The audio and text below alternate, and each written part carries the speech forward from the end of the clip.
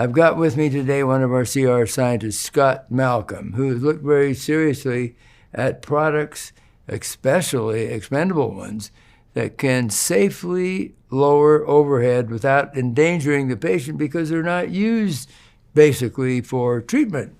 Let's look, Scott.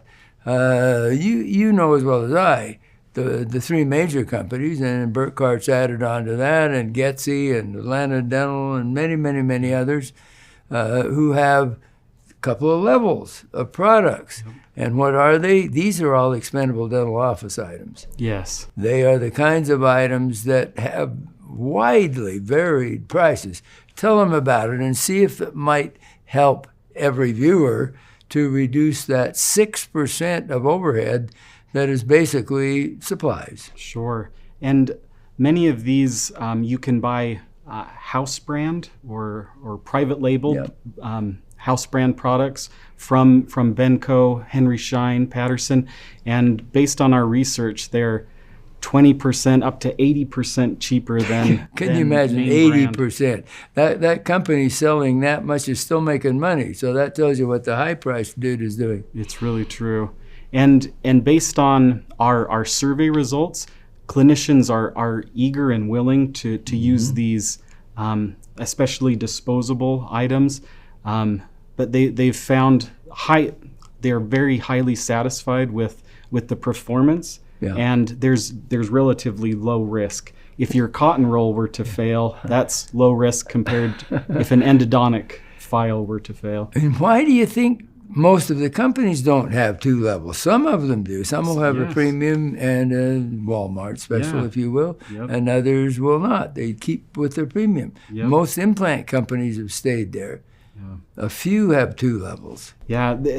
Marketing goes into this a lot. A lot of them have spent a lot of money gaining that brand recognition and creating the just a premier product at a premier price, and they're hesitant to offer a lower tier product because they'll eat into their own market share. Some, as you mentioned, some products like 3M impression material, they've got their Imprint 4, which is a premium, but then they offer a lower tier, their 3M Paradigm, which is more economical. Not a bad material. And slightly, it is quite a bit less expensive.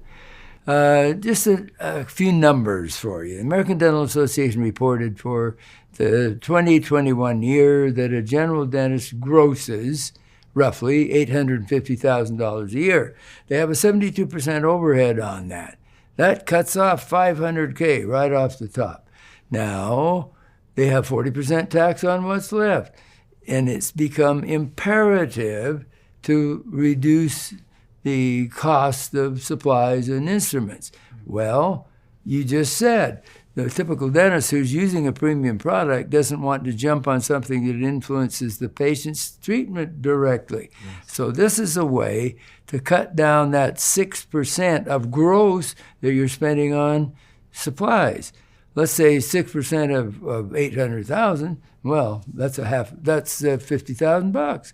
So let's cut off 2% of that. That cut off a significant chunk. A car. Consider the possibilities of reducing the amount of overhead on such items as we've just displayed that are not really influencing the treatment overall and the end result. And it will save a significant amount of money. Now, Scott has looked thoroughly at the marketplace, and the cost variation is unbelievable. If I take, implants as an example, which you certainly don't want to sacrifice, they'll vary from $700 or so for all the things that go with an implant, clear down to a new one coming out at $100. Look seriously while you're in that WAF period, worry, anxiety, and fear, and try to find ways to reduce the overhead that you have. Scott, thanks for sharing your ideas with us. Thanks for being with us. Join us next week.